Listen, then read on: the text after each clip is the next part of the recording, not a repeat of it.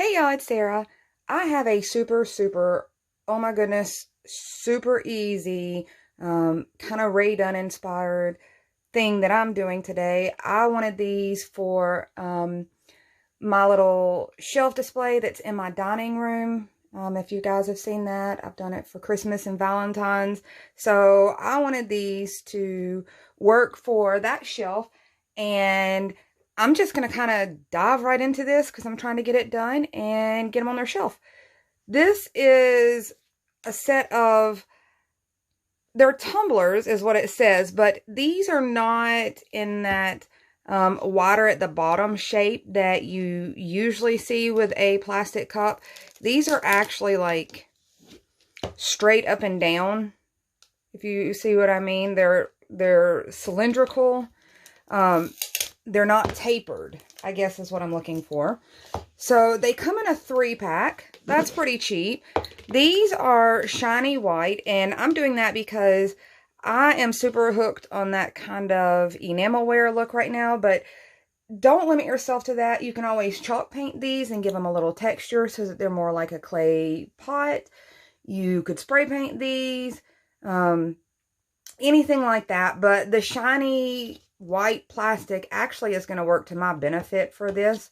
The next thing I've got is, this is just some folk art enamels, paint and licorice. This actually has a shine to it because it's an enamel paint, so it's going to work with the shine of my plastic. And then I took my Cricut machine and just some Paper Studio vinyl and created these couple of words using the skinny font. So I wanted to show a couple ideas for those of you that don't have those machines.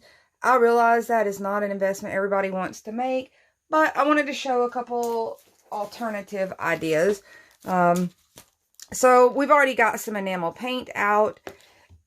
Dollar Tree has these stencils now, which are a kind of block form lettering, not a thick block. So I feel like you could really get away with using these, especially on these shorter words. They have these rub-on transfers, although I'm not sure how any of this is going to stick on the slickness of this cup. So it may be something that you want to clean really well with alcohol before you're using the rub-ons. We're going to find out with my vinyl. The only other thing I didn't mention is I'm using a Dollar Tree makeup wedge. And this just really makes it easy to apply my paint. If you were trying to do a stencil, this is also a good option. And for those of you that use these for crafting like I do, have any of you guys noticed the change in texture of the new ones? I am not a big fan. One other thing, and I don't know, some of you guys may be able to tell me where this is from. I have no clue. I don't remember at this point. I know I'm pretty cheap, so I typically won't pay more than $1 for stickers. Wherever this came from, it had to be like around that price point because I won't pay more than that for stickers. I'm not a big sticker person, but this one has a lot of coffee related little words on there. This is something that could really be used. I don't know. I saw it. I put it to the side because I was thinking about using some of these. If you recognize this, somebody let us know.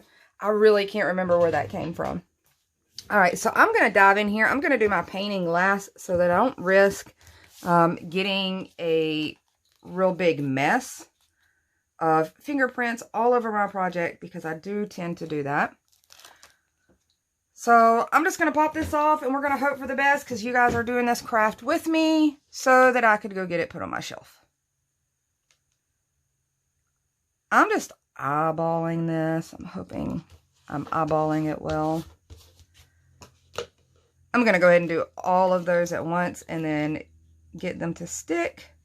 This is so super simple. This is a 3-pack. All 3 of these came. I don't know if anybody's used these for this. I was actually looking for some decent plastic cups that I did not hate. I'm not a fan of plastic cups as far as how they usually look, but my teenagers prefer plastic cups over glass ones. And I really thought these were fun. So I'm going to get all these stuck down, and we're going to see how well this vinyl works on this really shiny plastic. I've gotten all my little vinyl pieces, transfer tape stuck down. I went in with just a popsicle stick, just because, I don't know, guys, I'm just more confident doing this with a popsicle stick, typically. I did pretty well. I went ahead and test run it. Oops. So when I test ran it, you can kind of see it came off and stuck pretty well. I've got to get something sharp to get this off here, but you know, I'm sure there are ways that you could seal this. For those of you that are heavy into vinyl, or your vinyl is meant to last permanently, a lot of my crafts, I'm going to be honest with you, I don't really care if they are a permanent lasting craft, as long as I get the look or the trend that I want to play with at that time. You know, something like this, I can easily recycle this into another project soon enough, just kind of as my whim changes. So if you want to seal this, or feel like you want to make this a more permanent version, totally do that. I'm just doing mine for pretties. And you can see, sorry, I had to do that up close to me, guys. I'm getting really bad about that, but I really don't think that my head in the shot helps either. These little skinny letters give me such trouble between my nails and not being able to see it when it's that thin. So this is the point that I'm to now. This actually worked out way better than I'd hoped. I thought maybe it would be a little more difficult than that on this super, super shiny kind of epoxy-like plastic, but it worked a whole lot better than even I had hoped. I'm going to go ahead and peel this last one off and show you how I'm going to put a little paint on here. Okay, I have to say, these are pretty cute, just like they are. If you wanted just kind of the straight up Ray Dunn inspired look, the skinny font look, you could leave it just completely white and throw your plants in there, or your artificial plants in there, and I think you could call that a look. However, I am just going to get just a little bit of this enamel paint. I'm going to dab it over here. I am using a 10-cent snowman placemat to paint on, and I realize these are so easy to clean. So I'm just taking my paint, dabbing it off on this sponge. I almost want it to work like an ink pad for me. You could do this with a permanent marker too, I'm sure. I mean, this is like a 30-cent project. This cup was these cups were a 3-pack. And they're a really good size. Like, I can't, my hand doesn't fit around that. So this is a pretty good size. I think it's a perfect size for a planter. So you can see all I'm doing is just kind of going around and patting that paint right along that edge, the straight edge of this sponge. And this cup actually has really straight edges. The edges are really crisp, so it makes this super, super easy. If you wanted to, you could try to hit along here. I typically like to try to do a little along the bottom, just kind of here and there. And if you're really wanting to get that kind of old enamelware look, you can pop a little, just a little something something. That's why I like these sponges on stuff like this. It basically does the work for you. You just gotta kind of get it in the spot and it does the rest of the work for you. So that's where I'm going with these. I'm going to go ahead and load up a little more paint. I'm not going to make you watch me paint each one of these exactly the same. And then I'll show you how I plan on styling mine. Okay, y'all, I've given these little cuties as much time to dry as I possibly have the patience for. I wanted to get my little plants in them, so I've popped in, I know this is an awkward kind of position for this, but this is just some Walmart lamb's ear, and I think these are like just some 97-cent Walmart spring picks, I think is when they usually have those.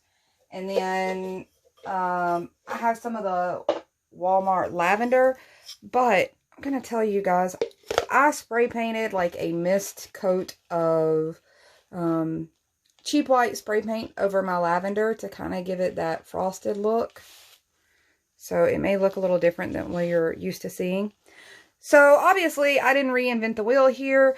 I kind of bring you guys along on crafts that I'm doing for myself, that I'm actually using and showing you how I'm using them, especially on the cheaper crafts. I do like to change things a lot, and in order to be able to do that, I have to be able to do it really, really cheaply. And this was one that I thought for $1, I already had the plants. You know, as you can see, this one was already in a pot. So I already had the plants. I just thought this is a cute way to dress up my shelf that I am doing with my Rae Dunn inspired stuff. I got 2 sets of these because I think I want a set for my foyer also. I hope it gives you a fun little idea of ways to kind of get that look really on the cheap. This is a 3-piece set for $1.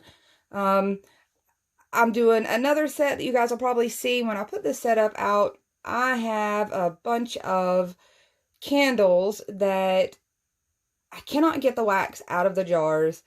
I did not want to just throw the nice glass jars away, so I'm going to make those hopefully look like some Rae Dunn inspired canisters, just to kind of build up some height and space in my little cabinet that I'm doing.